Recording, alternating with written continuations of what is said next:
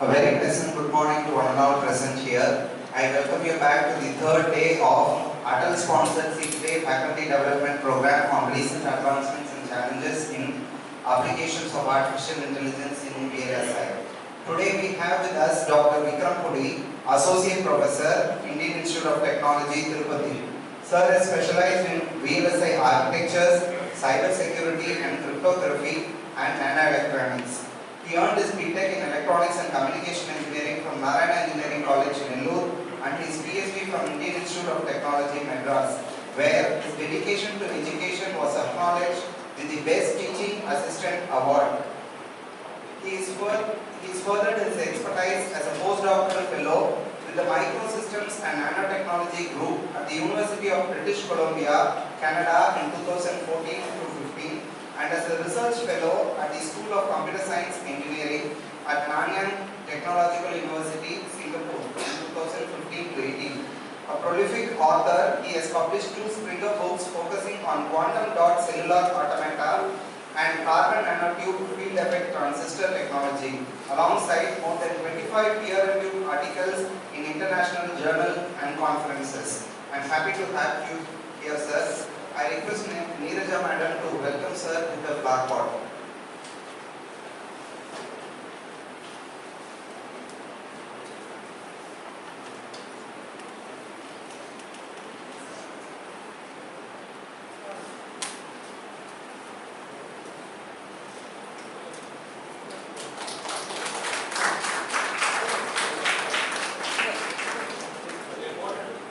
Thank you, ma'am. Thank you, sir. I kindly request sir to please take over the session. Please, sir.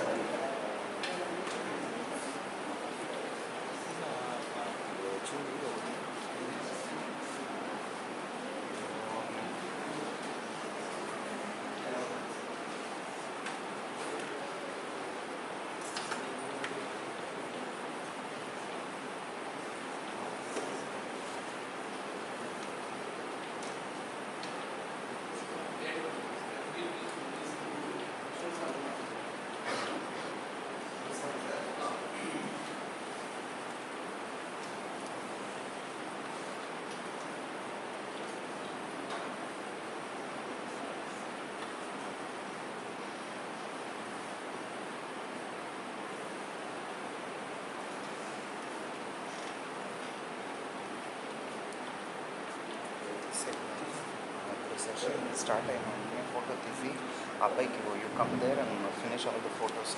Copy it in that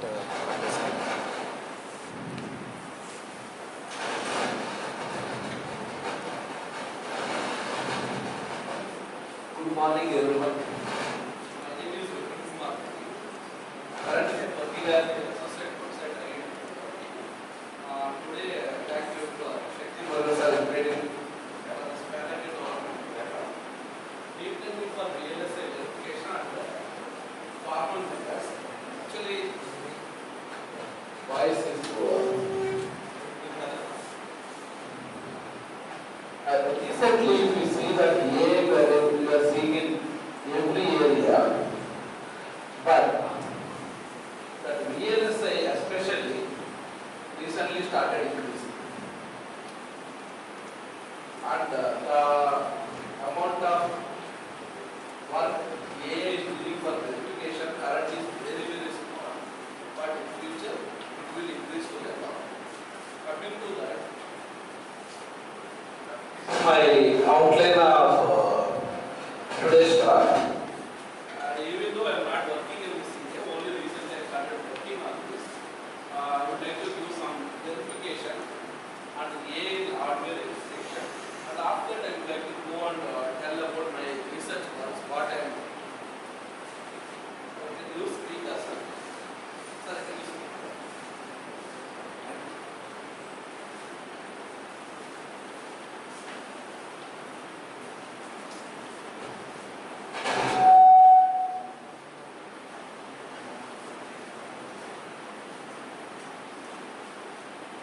So, hardware verification usually means if you take, you write any program or anything, it has to be verified, correct? In the hardware verification means you make any IC that has to be verified before even sending to the market. But my research actually I am a designer, so I have worked always on the design side. Only recently I have started to look into hardware verification. Only I give you brief overview about hardware verification. Coming to this is my profile. You can see that I have got my PhD degree from IIT Madras. And by the way, I don't have a MTech degree. There is something called direct PhD. I did my PhD from IIT Madras. After that, like in 2 places, I did a postdoc. I think when I went to this postdoc, especially University of British Columbia, there I didn't pay much attention. There they started working on quantum computer. There is something called D-Wave. Later, my term got over. Then I have to go to NTU Singapore. Here I have worked on that real-time hardware for the security and cryptographic application. And I have worked almost 3.5 years. After that, I moved from there to IIT Tirupati as assistant professor. Currently, I am associate professor at IIT. And by the way, I studied at Narayana Engineering College, 2004 to 2008. That is where I learned like a lot of stuff. Because of this only, I am here. Okay? Without the Narayana Engineering College, I am not here. Okay? Maybe if I go to some other place like I would have become a software engineer. Since I joined at Narayana Engineering College, Vellore, I am able to do PhD at IIT Madras. And you see that here, I think how many of you know that how actually ICs are made. It's a very, very big topic. Okay? It is not possible to cover how to make an entire IC, but there are some rules are there. Usually, you will take the specifications and talking about digital IC, not the analog IC. You will write a code in HDL language, and then you will give it to synthesis, and synthesis will give you the netlist. Netlist in the sense here, AND gate, OR gate kind of thing, and followed by it will give you the schematic. Schematic means usually there are 2 things. One is like a transistor based circuit. So when you written a code, it is converted to some NAND gate. NAND gate equivalent CMOS level logic is given here, and that is again converted to a layout. Okay, layout is the actually how many layers fabrication process, how to do that is called layout. And then when you go to layout, finally it is converted to GDS file where you will fabricate a IC. And then so many steps are involved: placement, routing, clock tree synthesis, and power planning. All these things are involved. So this is actually correct. But there is a usually when I want to make a IC, let's say taking that 100 hours or something, 100% of the time, only this for this process I will spend 50 to 60% of the time. But what happened to the rest of the 40% of the time? I will write HDL code. Okay, it's like a program. I have to verify, checking. I will write it. Again, it is converted to a synthesized netlist. Again, I have to check it. Okay, these two are like usually easy one. And again, it will go to MOSFET level. Again, I have to check it out. And again, it will convert to layout. Again, it has to be checked. And it is made into IC or something. That is called, again, we have to check out. So, most of the times, every stage will do the simulation and verification. So, that's why we always take like a 40 to 50% of the money of the making the IC as well as time it will. And moreover, if I don't do proper verification, let's say some bug comes, all of the stages are okay. When the fabricated, there is one bug comes. It is impossible to detect. Then what will happen? And by the way, all of you know or not, to make a single IC, I think you can read about who is the NVIDIA CEO, current CEO, and he gave that why can't everybody make a GPUs and try train their own AI algorithms. Because AI algorithms training will consume lot of money. And to make a single IC, for example, Intel processor, correct, whichever is coming to market, on a single IC they will spend around 16,000 or $2 billion of money on a single IC. Okay, some problem comes, entire your money is gone. Again you have to start from somewhere. Okay, don't think that it's a simple problem. You know, Government of India recently they want to make a fabrication, correct? Semiconductor manufacturing. That is a different process. After the once you create a GDS file, when you will go to fab, then they start the manufacturing. But you want to create a entire, I suggest you, this is the main heart of this. Even you spend 1 lakh crore, you cannot create a single Intel processor in there. Give it about single, okay, Intel kind of processor you cannot make even 10 days. You spend 1 lakh. The only way to make any processor or something, you need to hire a guy who already fabricated the process, entire process. Okay, that is why the director who supervises the entire process making, we have to take him, we have to pay a lot of money than the Intel or AMD, then only we can make our own making their process. This is very, very complex, and by the way, the sad reality is, in this entire design, our Indians are very high. Okay, you go to India, our own Indians are, even in abroad also, many of them are Indians. We are there in all the states, but still we don't have a make in India products. So why do you think? We never gave importance to that make in India requirement. And as I am telling you, you want to make some display processor or any processor, you have the initial money you have to spend. Some 10,000 crores or 15,000 crores of money you have to spend, then only you can make it work. That amount of money none of our companies are spending, they never understand the market. That is why we don't have any made in products, but all of them are made in India, it is in abroad or in India. So you see that hardware assisted verification, usually you would make any processor or something. In general, the hardware itself will create a verification engine. So you see that the revenue started growing. It is from taken from Synopsys website. It's a $3 billion currently. Okay. So it is started growing. I am not talking about the literal verification. Hardware assisted verification is after fabricating the IC. You will start verifying the process. That is called. This actual market has lot of potential. Somebody looking for a job or something, higher study, look into there is something called testing and verification. VLSI testing and verification, and that actually consists in 40 to 50% of amount of money and as well as time. Coming to that, in a hardware verification, regularly we have two things. One is called simulation.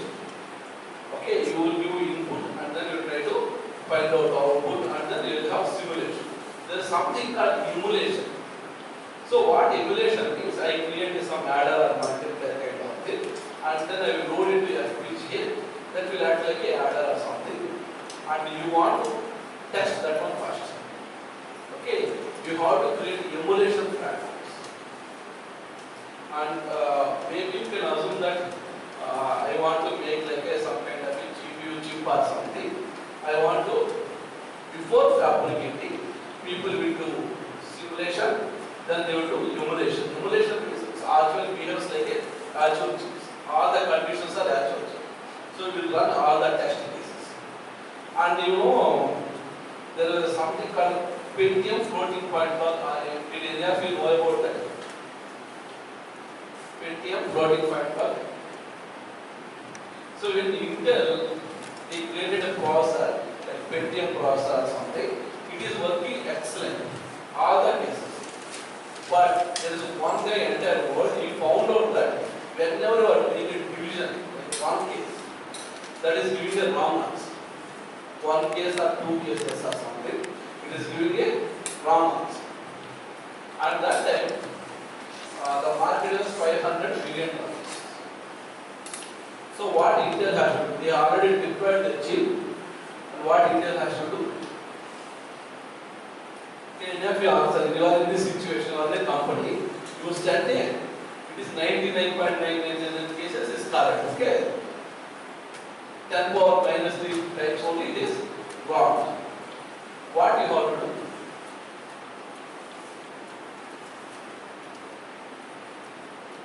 So what Intel decided? They called back all their chips. Okay, that costed him $500 million that time. Intel. They called back all the chips, and then they have given new chips so that they rectified that problem. They gave the new process. And that time onwards, everybody started taking very serious about verification and testing. So you cannot. Their goal is to provide a completely verified process to that. But it is impossible to do that. So they have created some method. For example, you know that 64-bit multiplier you want to check. How many cases is required? 64-bit multiplier. To find out all the 64 cross 64-bit multiplier, how many inputs I need to provide to get the correct output? Can any of you answer? So usual 64 plus 64, 128 inputs are there, correct? 2 power 128 cases I need to check the verification of multiplier. That is even you try now. It is impossible to get. Even if you enter computation in the world also, to check that many takes a lot of time. Okay? You can try about 2 power 128, your clock frequency is 3 gigahertz. Then you try how much time it will take. Okay? So they have started creating a lot of studies, but this is what usually like from block diagram. You can do synthesis correct by you can do simulation and checking. You can do then you can implement. This is the one more thing called formal verification. So in the formal verification, what they will do is, for example, they will check properties of the mathematical properties of the system, and finally they prove that the entire system is good. So this is what is speaking of formal verification nowadays. I can give you, actually I am not working in this area, maybe you can see that. So this is the simulation, you will give input and you can try to find the output. So in this formal verification, what you will do is, you try to check the properties of your input. So you do like properties, you will try to prove all the properties. So that is called formal verification, that you need some mathematical background.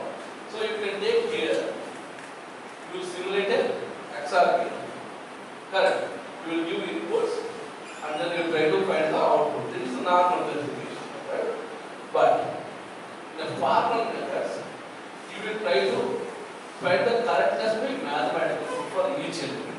Let's say all these 4 of them are correct. Finally, this XOR gate is correct. So you don't check input and output. You check each element mathematical terms. So now, if you come into that AI in hardware, what happening is nowadays, these FPGAs or ASICs are very, very complex. You want to design some processor, you want to test and release it in the market, usually it takes, you start from novice like me, it takes like 2 to 3 years to testing and verifying all the cases.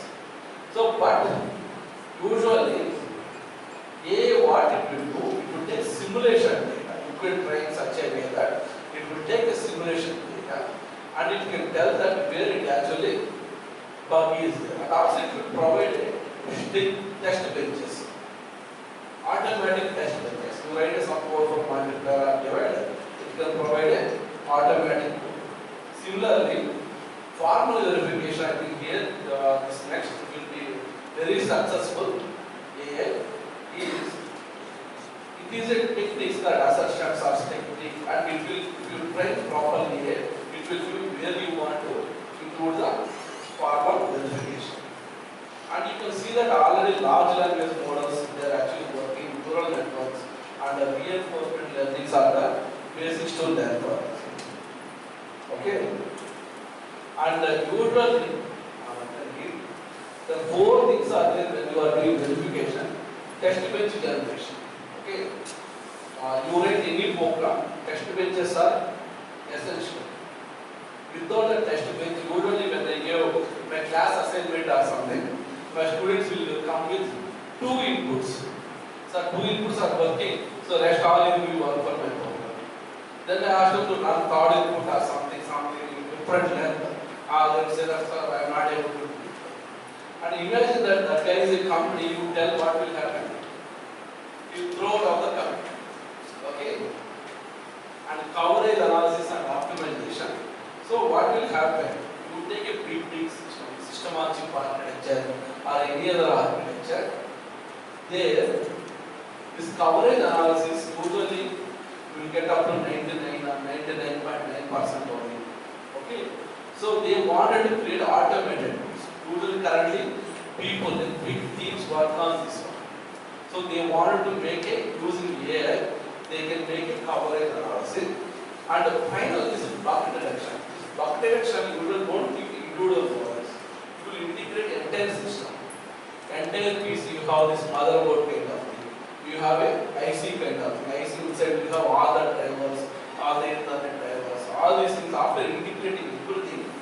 And you run some simulation test or something. Previously people have to do manually. So you can try AI, it will give automatically. Currently they are using transformer based models for this. Okay? And anomaly detection or simulation cases. This is one of the area where it will use traces. Whenever you are running a program for multiplier or adder or divider, usually the processor it works in the stages. For example, it will go to the memory. From memory it will do fetching, decoding, execution and write back. These four stages will be there. So what it will do is our system will use these traces. But you can use now manual checking and all this is some kind of program which I want to write myself. So now AI they will try it itself will give the traces. But this is all in the starting stage. You have a very good research opportunity in this area. And assertion or something, you have a big system or something. Let's say I have some big circuit and it tells you that where you need to check the property of formal verification. So that itself, if you try manually, you have to go and keep here and then if it's not wrong, again you will go back to one more. Correct? But you can do for AI or something. So LLM is large language models. ML is visual learning. There is something called assert LLM. Okay? This actually gives a large language model where you have to do assertion. Okay, now it is only 97%. If you ask your student to do after 1 year, you will come up with only 50% of the assertion. Okay, these are a little bit complex. Entire system you want to do is complex, and also that's why VLSI have very bright future. And you know about everybody, how many want to go for software jobs? So there is nothing wrong with it. Okay, all the places in they want to go for software jobs and get settled very fast. How many? Okay, how many want to do higher studies? Go to higher studies. All of them are faculty. How many want to go for higher studies? Okay, how many of you wanted to write actual GATE exam? Okay, this at least this time is good compared to last year. Last time when I came, nobody raised their hand. Okay, at least this time 3 to 4 people are there. And how many of you wanted to go to abroad for masters? See, you cannot express your desire. You are not worthy of that desire. Okay, you have to openly tell that I wanted to go for abroad for masters. I wanted to be MTech in IITs. That kind of thing, mindset you should have always. How many of you wanted to go for that study?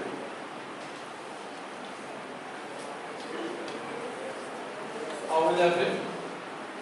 Actually, during my time, somebody want to go for higher studies, this masters, paying all the tuition fees is very difficult for us. Loan, you want to get a loan is very difficult process. All of them are very difficult. But nowadays, what happened? Our land prices have increased. Okay, so if somebody want to go to some place, usually parents will have some land, they will give as a assurance to the bank, and they will take the loan, and they are going for higher study. Can you relaxation? Can you tell how much money we are paying to US in rupees? For US, you know, for their institutions, how much money we are funding in the form of scholarships? 25 to 30 lakh. No, entire India, let's assume. Entire India, all the students including, how much do you think we are paying? Somewhere, how much?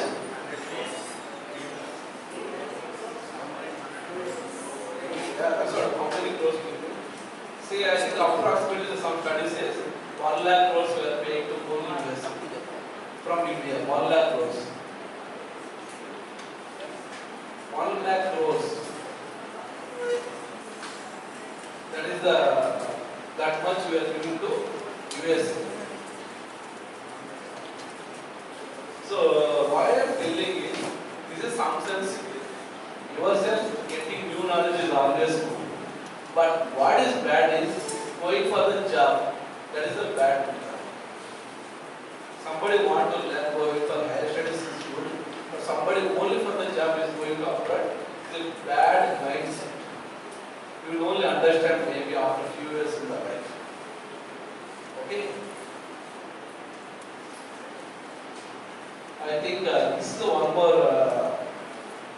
Now, let me tell you, AI for VLSI is somewhat in lower stage. Still, there is a lot of scope is there. But software is always looks like it is very, very ahead of what we are doing. If you don't upgrade your skill or something, the scope for getting a good job at good rank is very, very difficult. Okay, you have to be in a stage such that you should be better than AI. Or at least you are able to, AI cannot replace such a skill. You can always, can I tell you one skill? Tea making, I think, correct? You can make tea, correct? I don't think AI will replace this type of thing. Tea making, you know, tea? Some construction work or something. But that also automation is coming. Okay? That will come, maybe AI will come for software maybe in 2030 or something. AI comes for everyone, like to replace all the labor jobs or something. It will come maybe 20, 40 or 20, 35. Don't think any job is safe or something. Not only software. All the jobs will have some impact. Let's say that AI robots or AI, that itself has problem. You upgrade your skill to that level, you always have a good chance. Okay? So don't waste time maybe watching movies, please take at least maybe up to masters, upgrade yourself. Okay? So I think now there is a formal verification. There are companies itself are only one company, their entire 10 or 20 years, they are only doing one verification method for only single IC. If you go and see that entire company, only single IC that can verify. But that is sometimes pros and pros of money. Okay? That is why they want to replace with AI, where it will give you some of them. But the problem, so this is how usually, you know, where do you think I got this diagram? I just want to see, it is from ChatGPT. Okay? It is from ChatGPT. If you use it, then you put inputs So I won't use ChatGPT, but only for this I want to try how it will go. So it itself is able to generate images in this level, but it is not up to a mark or something. So you have something. Then you want to check in between you press A. A can give a text bench. You can analyze the text bench results, and it can even tell that what is wrong with it. Okay. So this is the overall flow where you can see this is under text or something. Whatever this and all. So this is how usually A's will be incorporated. It will always upgrade. You see that some of the areas, text-based generation, there is something, auto bench is actually from the university. You can download and you can try yourself. And CocoDB, this one I didn't try. There is some coverage optimization, synopsis already Lisa and Questa one, Java, bug detection, Jasper code from CAD is there. And formal checking, CAD is Jasper, CM, CAD is there working for this. Anomaly detection. Anomaly detection is the final stage. When you make entire IC or something, and you know there is a ICs, when you send for fabrication, what the guys will do in some cases, they will insert a new models. We don't know that. That will be very, very small models. What that will do is, that will send the data to the guy. They will design IC like that.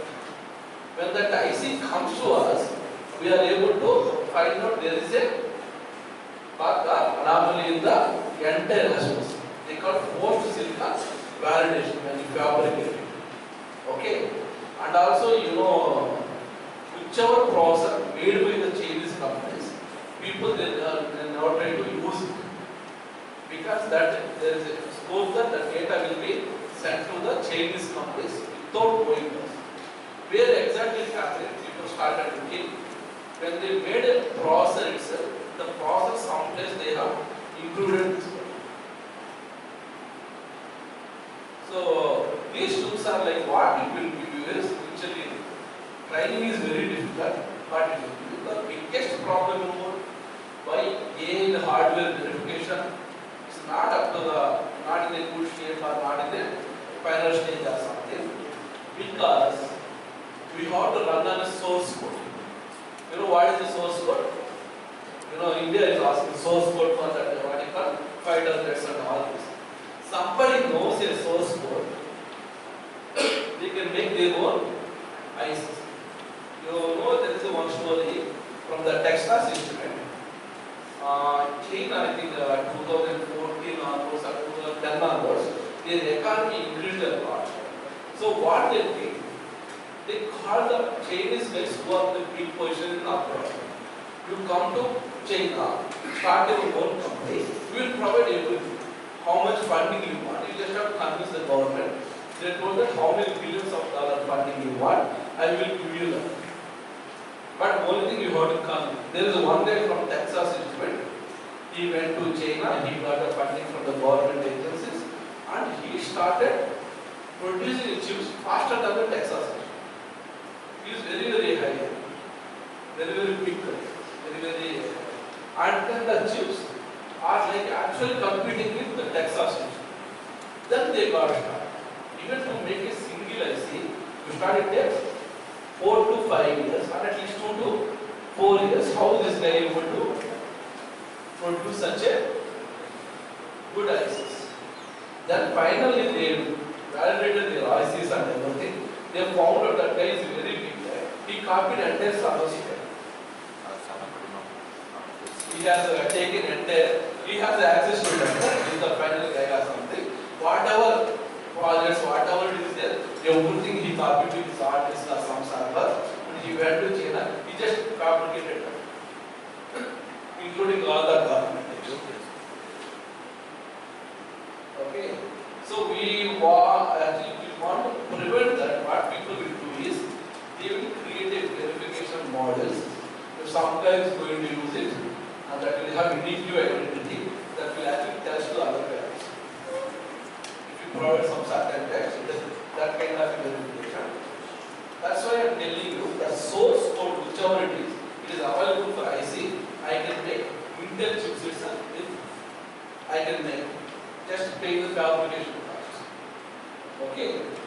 That's why source codes are very, very confidential. They will never provide outside. Till now, I am not able to find what kind of adder they are using inside the unit. How actually the circuit, like I have teach like for past 5 years, they will never tell. Even the guys who are working in India, they don't know. It's not like that. Physical design I asked, many people I asked, what type of adder they are using inside the process and what type of multiplier they are using. They don't know. There is one tool that we provide, they will use it. That is what they are asking. So they are very, very confidential. So, and that is the limitation. So people are scared to give the source code to AI. Somehow that guy gets that models like a weights and all these things. Entire that guy companies will be collapsed. Okay. So let me tell you, is India are using which chat which AI tool for the generating a code? Code. They are using ChatGPT. Gemini AI. Cloud AI you can use. That is the use better codes. Okay, I like to write it. What you can do is take one complex version. You write a code, okay, and then ask the cloud AI to do the code. Compare reverse. So whose code is better? Why? Now let's say your code is like a not up to the mark or something. Then cloud AI is better code than this. Then what will happen? Let's say you got a job, you learn that language. Your code is not better than that. What will happen? Separately will be terminated from the company or will not getting the job actually. And you know, all of you know or not, in the HR department, almost 50 to 60% of the people, they are going to terminate in the HR. So HR is human resources. So they feel that that much big department is going to be, they can cut that cost. So this is the AI hardware verification. But this is not my actual area, only recently I started looking into that. And there are certain areas where I am working. This is the, all of you know about data science. Along with that, we will deep learning. There are 2 areas, 3 areas in after 2010 came into a picture. One of them is deep learning or neural networks, it's AI. Other one is data science. All of you know about data science. Now they are offering BTech programs in data science. There is one more thing which came is, what is the other one? You heard about Bitcoin? Did any of you hear about Bitcoins? Bitcoin is better. Cryptocurrencies.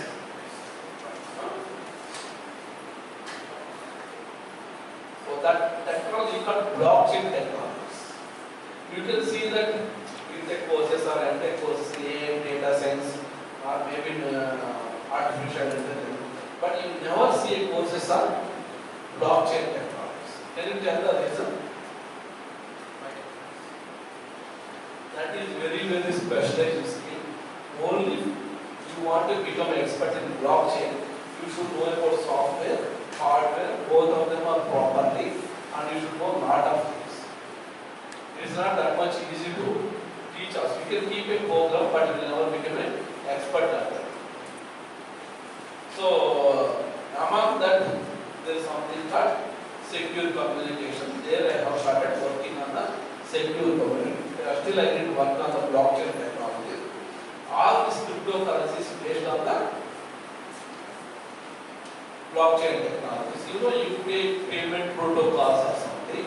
That also directly uses a cryptocurrency. Did any of you wondered how my UPI network works?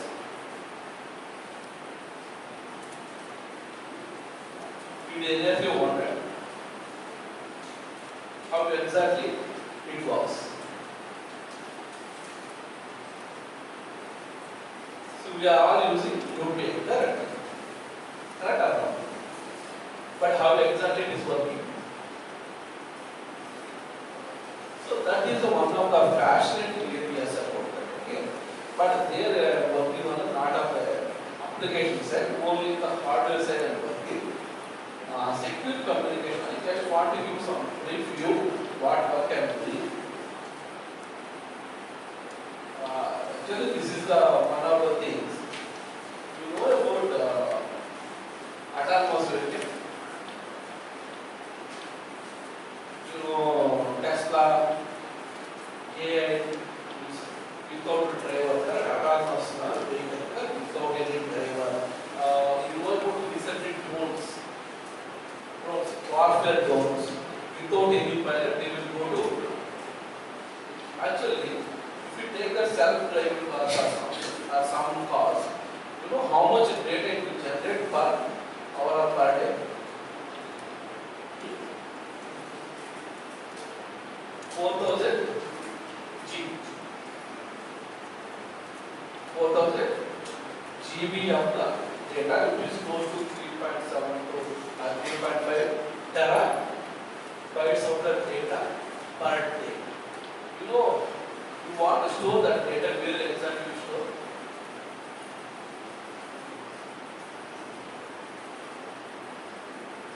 That is actually, you don't store all the information. What you will do is, you will only, whatever is necessary, you will take it. Rest all is discards. Okay. And by the way, can I ask you one simple question? All of you are listening. This 4,000 GB is correct. Can I write 4 TB? Why?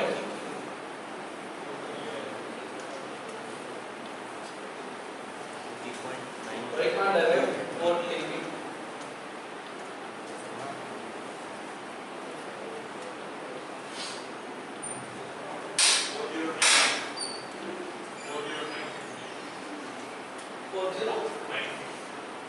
I can write as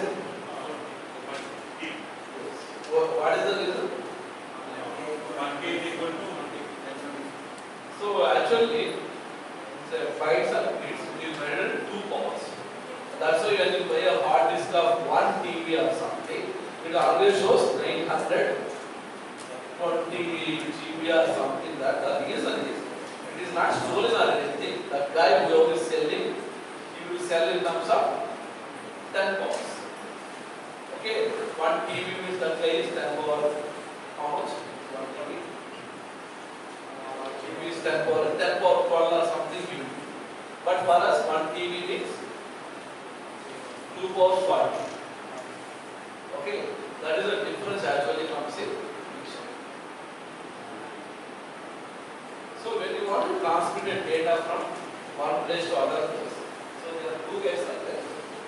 The names they have given, and then there is something else. They want to securely, they want to talk or something, they want to send a message or something.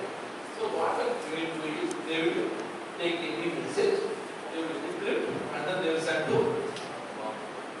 That is called encrypted message, is called cybertext. And there is a alias, and they will decrypt, and then they will try to send a message. But how will you send a secret messages? So you use some secret key between them. Okay. So that's how they will send a secret messages. But how you will generate a secret? There is one guy. He always you want to listen what they are doing. Okay. And that has, if he comes to know about the key, he can know what messages they are sending. So that's why we need to provide some secure exchange methods over a unsecured channel. It looks very, very simple. But let me tell you, the entire our cryptography depends upon. Okay, entire thing is depends upon the key. If the key somebody knows, we are one. All the information can be linked to the outside. So to exchange this algorithm, people previously they are using some different methods they are using. But what happened? Quantum computer comes, and what they do, they can break this algorithm. Breaking in what is their actual input on. If you give output, it can tell what is the input of that function. Quantum computer can tell that. So now they started looking into post-quantum cryptography algorithms. Even quantum computers will take 10 to 15 years of that time. So from this, when they got interested, and then I have started working on secure communication protocol on FPGAs. I have created my own platform. When you want to create a secure communication protocol or something, first thing is secure. You should be able to confidentially deliver the message as well as other guy you want to encrypt the message and receive. Message integrity. Message integrity means I am sending from this to here. This guy changes any data in between. It is able to detect somebody changes a message or something. And secret key generation and exchange. You have to generate a secret key and then you have to exchange. And efficiency. And let's say I created a very great algorithm, but that is not able to run in any of the hardware. It consumes a lot of power. You know, who is the first one to make a electrical camera?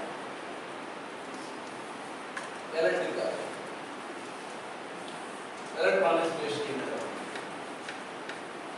Previously, we have a camera. What is that? Kodak company, correct? And now if you see that Kodak is bankrupt. Correct? And who was the first one to make that electronics camera? Kodak. Kodak is the one company who made first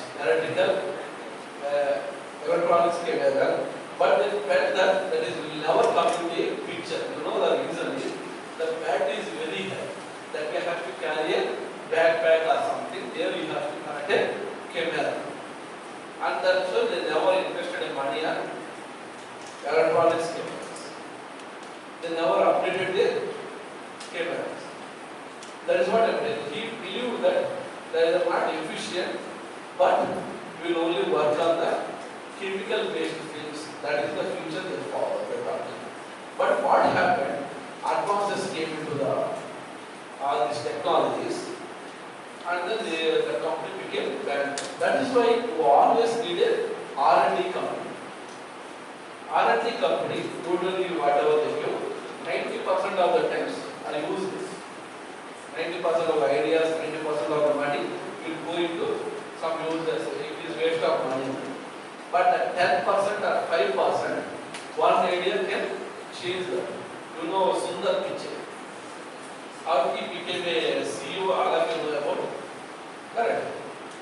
When initially Google search engine, they have given, they don't have their own browser. So they have to depend upon the Microsoft or Mozilla Firefox or some other. So he suggested to develop their own Chrome.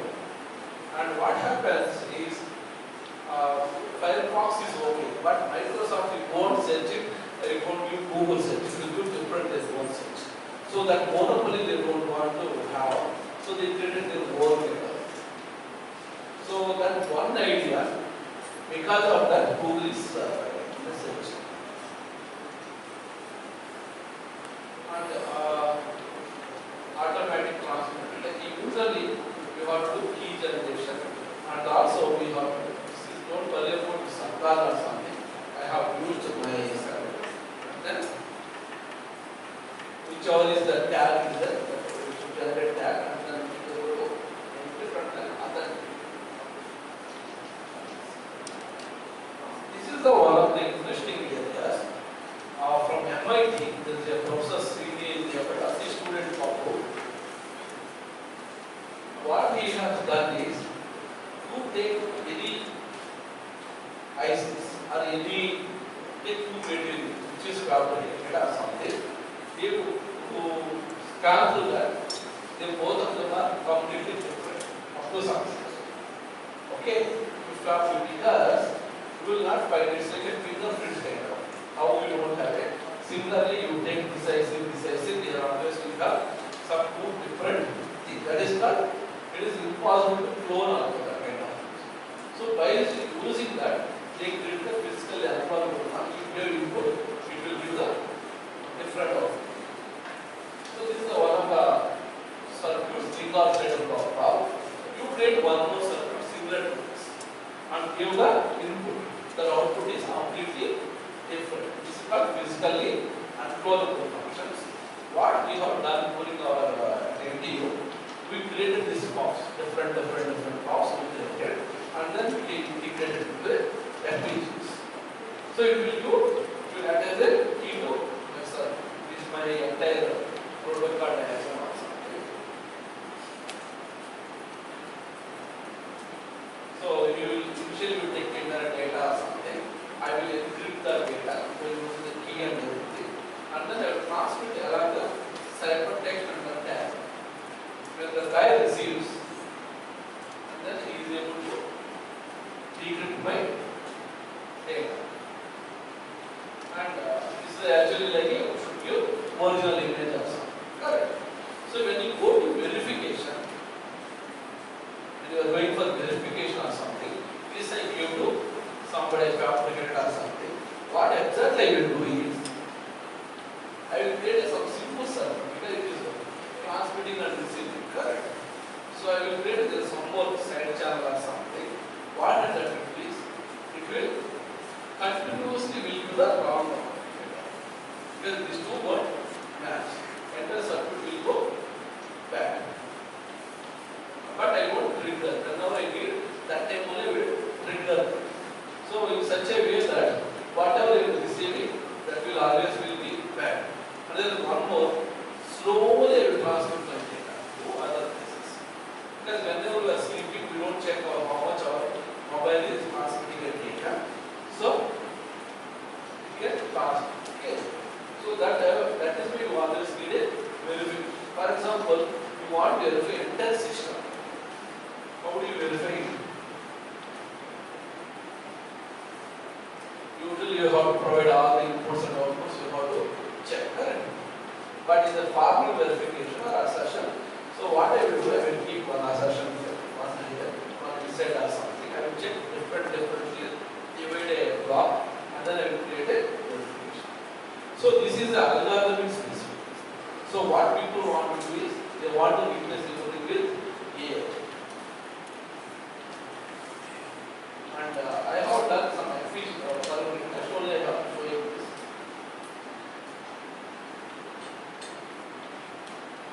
See, this is the images, virtual image, and then this is the encrypted and the decrypted image. So what we have done is, I have a secret key of size 128 bits or something. What I did, I flipped the secret with a single bit. The entire image is you will not able to recapture the virtual image. With the secret key, it will be changes. So this is how you should be.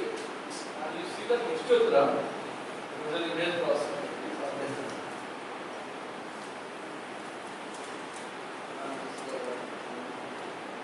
If you take the video,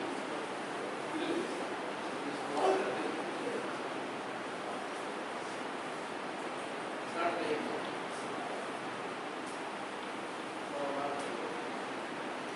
Maybe this video is.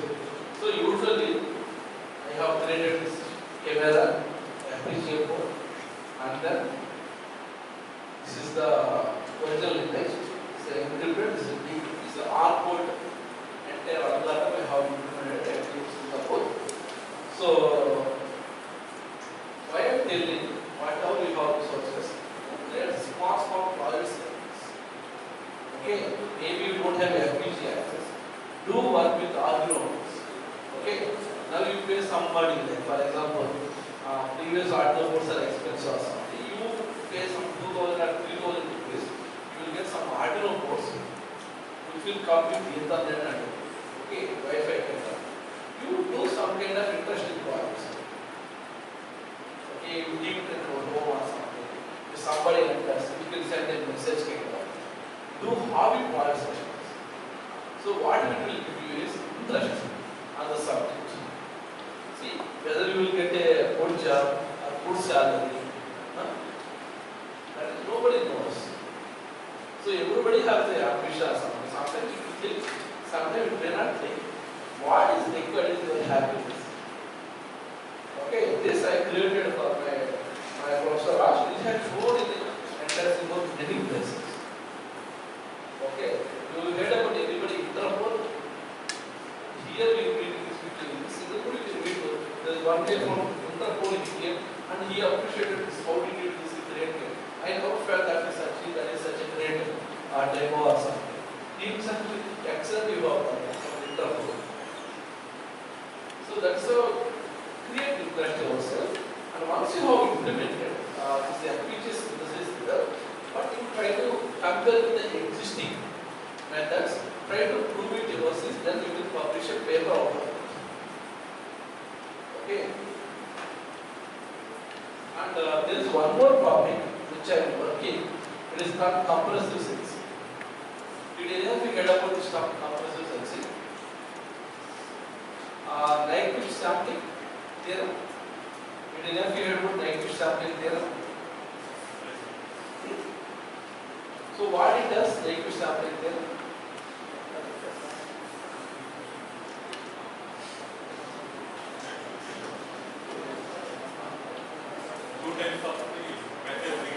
Okay, my message you can see is FM. Whatever that sampling frequency should be, 2 times of that 2f. That is the excellent theorem everybody felt, and then they started appreciating what compressive sensing does. Let's say my signal is a sparse signal. Sparse signal in the sense I have 100 samples. Among them, only 10 of them have the values. The rest of them are zeros. That's not sparse. Maybe 10%. That sparse matrix means all of them 50-90% zeros, or 10%. That time you can go beyond the Nyquist sampling. You won't need a 2FC is the even less also you can apply. Okay? So then where did you think this came up? You know where exactly they have operated first application, can any of you tell me? MRI. Did any of you go to the CT scan or something? CT scan or MRI machines? Did any of you go? What exactly will be this? Why they will say that you cannot wear any metal or anything? So what exactly happened that time is whatever we will use whatever signals are there, they are analog signals. We want to convert them into a digital. The data there is coming around 10 GB per second. We have to do around like sampling around 10 GB per sampling or something. You have to do. But there are no existing A to D converters which can do that much 10 GB. Okay. So then, but they want to get a good CT scan results or something. So what they have offered some mathematician or somebody, and then they started looking into this algorithm.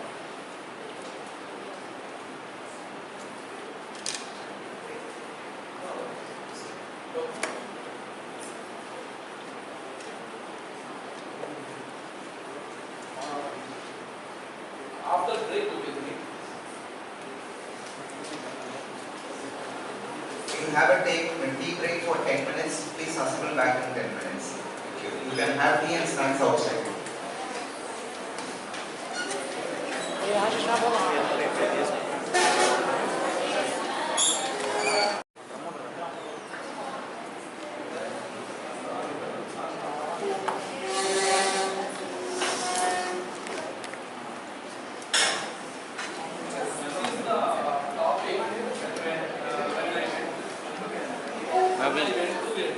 Naveen.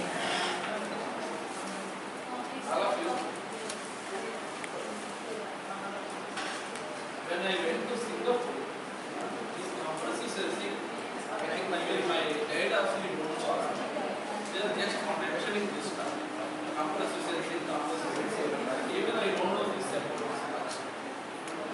what happens is, when I started looking into compressor sensing, and by the way, let me tell you one of my stories in Singapore. I went there, I was a VLSI designer, hardware designer.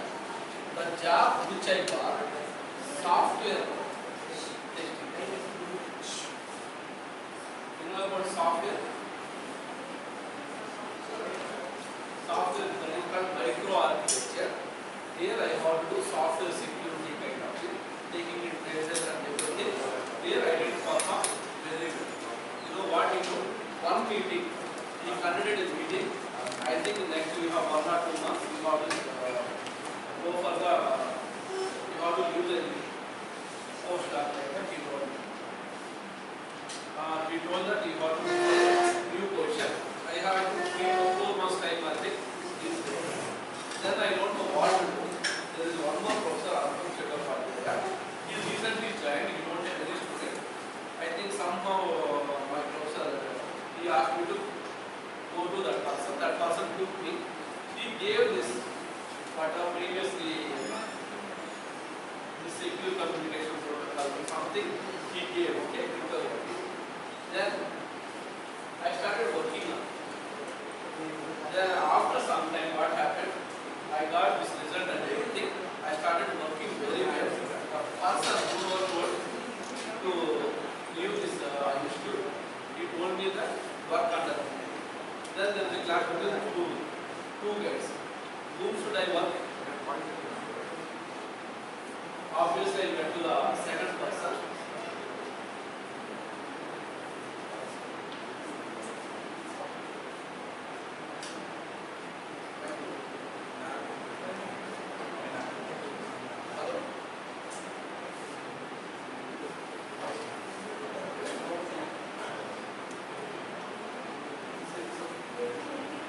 So now tell me which one I need to choose, the person whom I have to leave.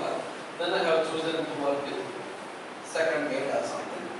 Then after 3.5 years I got IIT Tirupati as assistant professor. That time he told that there is a guy in his team. He suggested that I am not working anything. He asked me to. See, sometimes choosing the right timing also is decided. Okay? So don't feel that somebody removes from the job or somebody will feel that you don't know or something. Maybe you are doing wrong things or something. Maybe you try to choose your own area where you like a lot.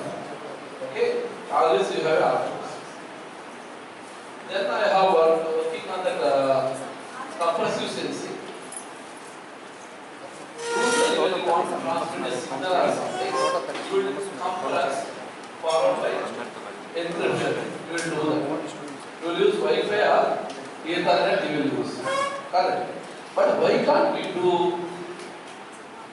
The idea is, why can't we do simultaneous compression and encryption? With that, I have come up with some kind of a new compression method called compression and encryption together. It has published in Ideal Cross-Section Circuits of System 2 paper. So this is the lightweight and everything we have proved. And this is the compressive sensing. So basically, reconstruction is like a optimization problem. Okay. Do you know, any of you have any idea about optimization? Maybe computer science people will have that optimization. You say you need to learn about linear algebra. After that you can do. So usually you have to find out the minimum value of x subjected to the y equal to some condition. It's called optimization. It's called constraint optimization. The constraint is this one. So this is the one. And the decoding is very, very simple, just a matrix multiplication. We have taken the elements. We have taken the elements as 1 and minus 1. 1 and minus 1. So what will happen? Matrix multiplication. Matrix multiplication converges to addition and subtraction. So it is very, very hardware friendly whenever you are doing an encode. But when you are doing a reconstruction, it is very difficult. You try to move that one to servers or some computer. So finally what happened? And let me ask, all of you are EC people, correct? How will you store -1 in a computer?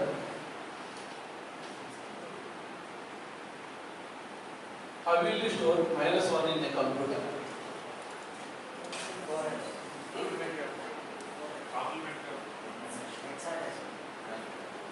That's what -1, how will you do?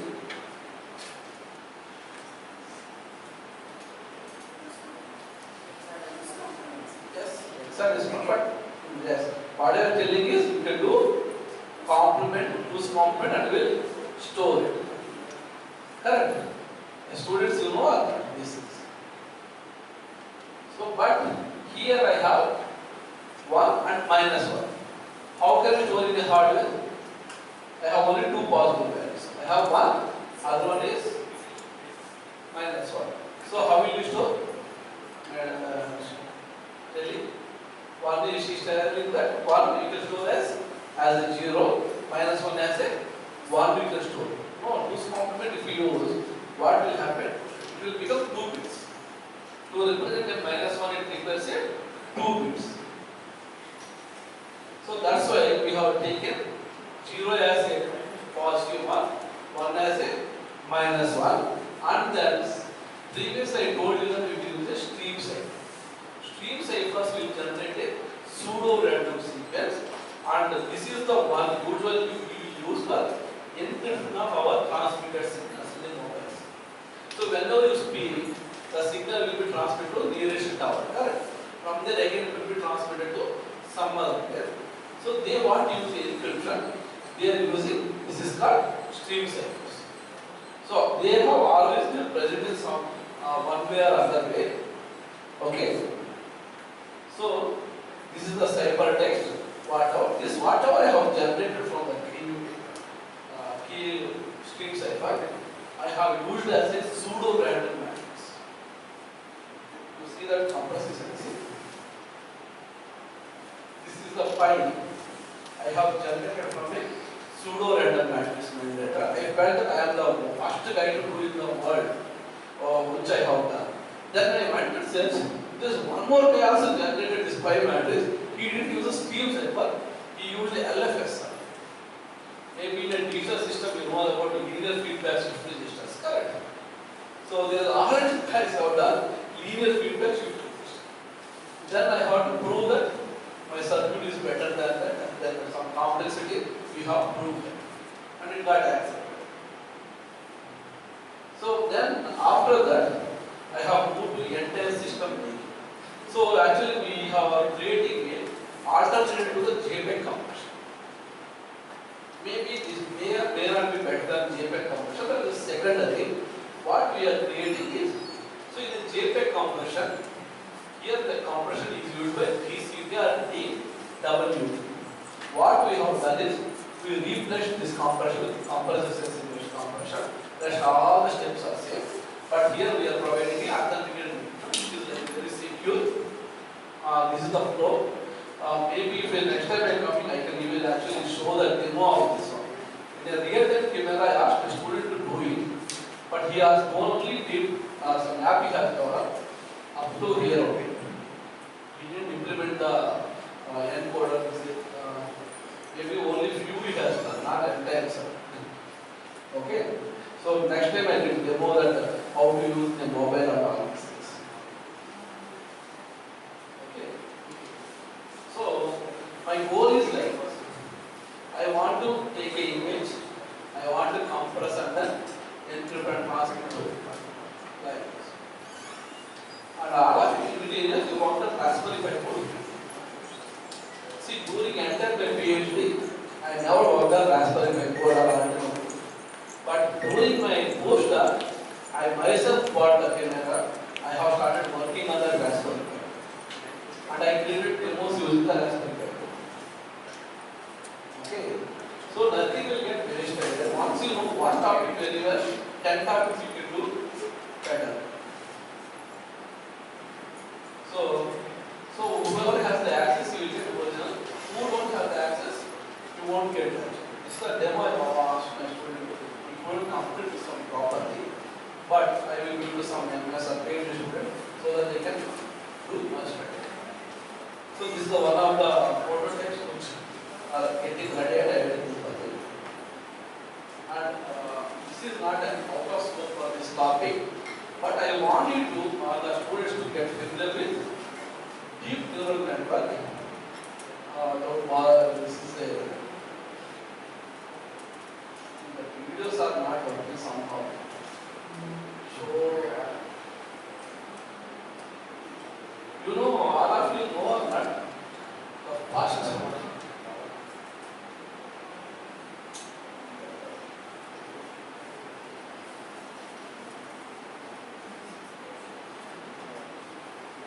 So if you see that neural network, you want to create this image or something, you will have like a convolution layers followed by the activation functions. Then what other thing we will have? There is one more part, product. Finally we will have some product.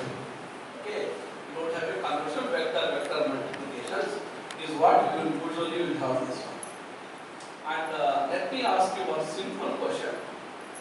How many multiplications parallel we can do in our computer? Like I want to do multiplication, addition in my computer. How many I can do parallel? You can tell. You. What is it? Huh? 5. What is your name? I can tell you. No, you. 9. How do you know that how many can do parallel?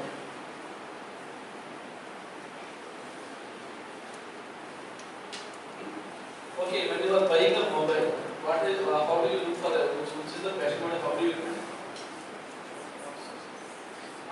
Among them, which is the best specification? Power. In general, power is battery. Next, storage next. Processor. The processor, what you do?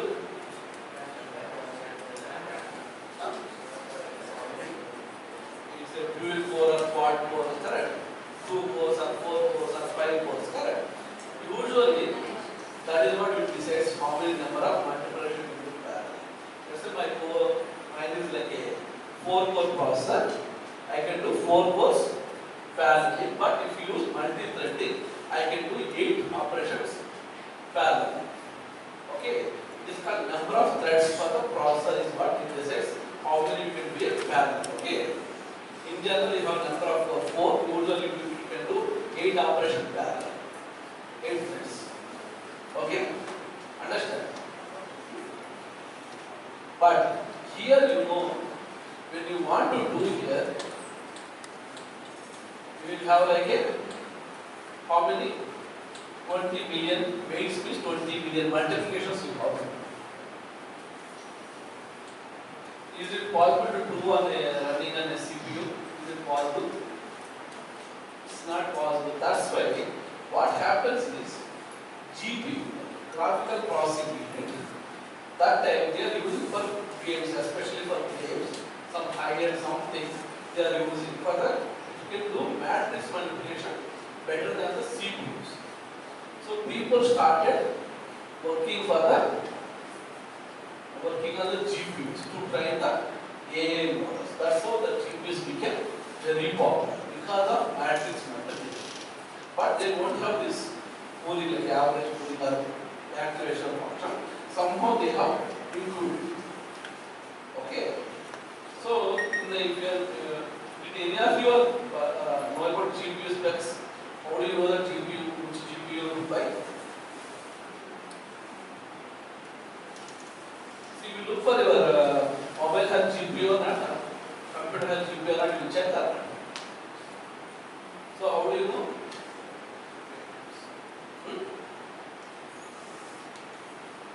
Flops, floating point operations per second. Usually 4G usually preferred for our application. It is a tera or something. People will prefer for this kind of deep neural networks. But the GPUs are powerful. It consumes a lot of power. It is not easy. So people started looking for the generic architectures. Okay, among that one is one of the thing is TP, tensor processing unit, which is designed by Google. Maybe with this some money you can try your thing, you provide a remote servers. So what they have done, they have customized content. So you receive a data and all this. So this is a systolic address. They have used to customize one, and they have started. This is the DPU architecture, and this has come up with like a usually it contains like a matrix multiplication kind accumulators. Some activation functions somewhere will be, you can see somewhere will be activation functions will be there. Here you can see the activation. So enter this is called custom architectures. These custom architectures become very popular, but still people like to use GPU. Can you tell the reason? Even though TPU is better, why people like to use GPU? Can any of you tell me? One is expensive. Other one is the GPU how initial stage are there. People are happy to write code whichever it is. It can easily run in GPU. Okay. Maybe you try to implement calculation hardware. These are one of the IRIS and MIT. They have developed some customized architecture like this. If you can develop a customized architecture on all these things, but this is actually like in a low level stage as well.